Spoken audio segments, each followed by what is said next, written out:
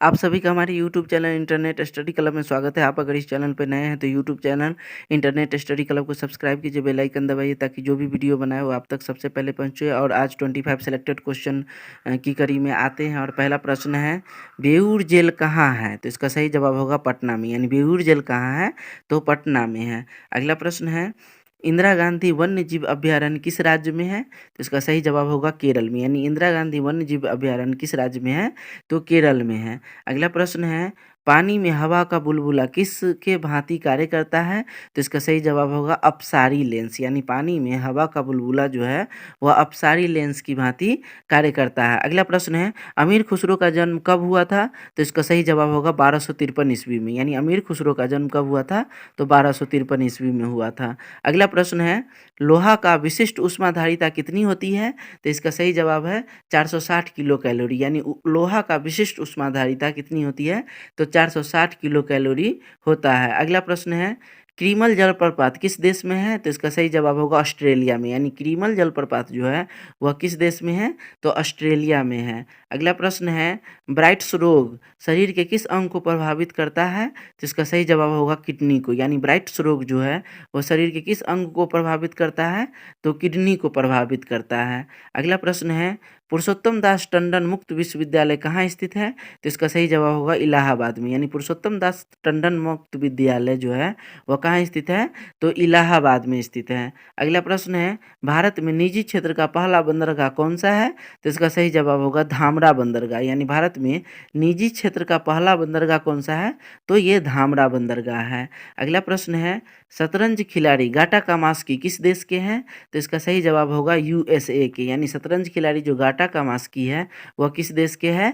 तो यूएसए के हैं। अगला प्रश्न है, अब्दुल्ला स्वर्ण कप किस खेल से संबंधित है? तो इसका सही जवाब होगा हॉकी से, यानी अब्दुल्ला स्वर्ण कप जो है वह किस खेल से संबंधित है? तो हॉकी से संबंधित है। अगला प्रश्न है, पत्रिका द इकोनॉमिस्ट का प्रकाशन स्थल कौन सा है? तो इसका सही जवाब होगा लंदन, यानी द इकोनॉमिस्ट जो पत्रिका है उसका प्रकाशन कहाँ से होता है? तो लंदन से होता है। अगला प्रश्न है, भारतीय अर्थव्यवस्था के उदारीकरण की शुरुआत किसके साथ हुई? तो इसका सही जवाब होगा औद्योगिक लाइसेंस नीति में महत्वपूर्ण परिवर्तन करके, यानी भारतीय अर्थव्यवस्था में उदारीकरण की शुरुआत कैसे हुई? तो औद्योगिक लाइसेंस नीति में महत्वपूर्ण परिवर्तन करके। में समान रहने का क्या कारण है?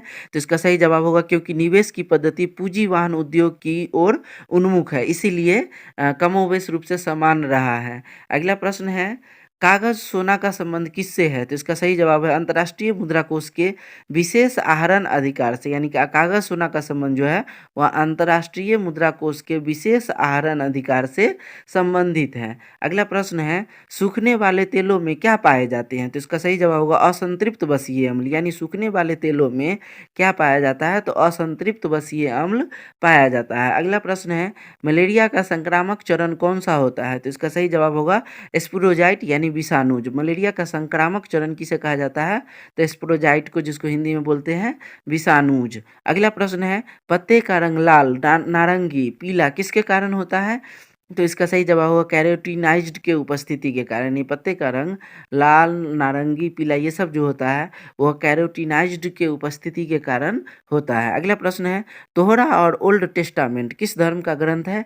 तो इसका सही जवाब होगा यहूदी धर्म का, यानी तोहरा और ओल्ड टेस्टामेंट जो है वह यहूदी धर्म का ग्रंथ है। अगला प्रश्न है, कास्ट से प्राप्त पाइरोलिग्नियस अम्ल में क्या पाया जाता है? तो इसका सही जवाब होगा वुड विनेगर, यानी कास्ट से प्राप्त पाइरोलिग्नियस अम्ल में वुड विनेगर पाया जाता है। प्रश्न है, इटली का पैगंबर किसे कहा जाता है? तो इसका सही जवाब होगा जोसेफ मेजनी को, यानी इटली का पैगंबर किसे कहा जाता है?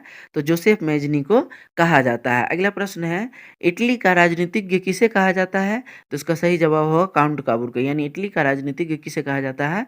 तो काउंट काबूर को कहा जाता है। अगला प्रश्न है, इटली का तलवार किसे कहा जाता है? तो इसका सही जवाब होगा गैरीबाल्डी को, यानी इटली का तलवार किसे कहा जाता है? तो गैरीबाल्डी को कहा जाता है।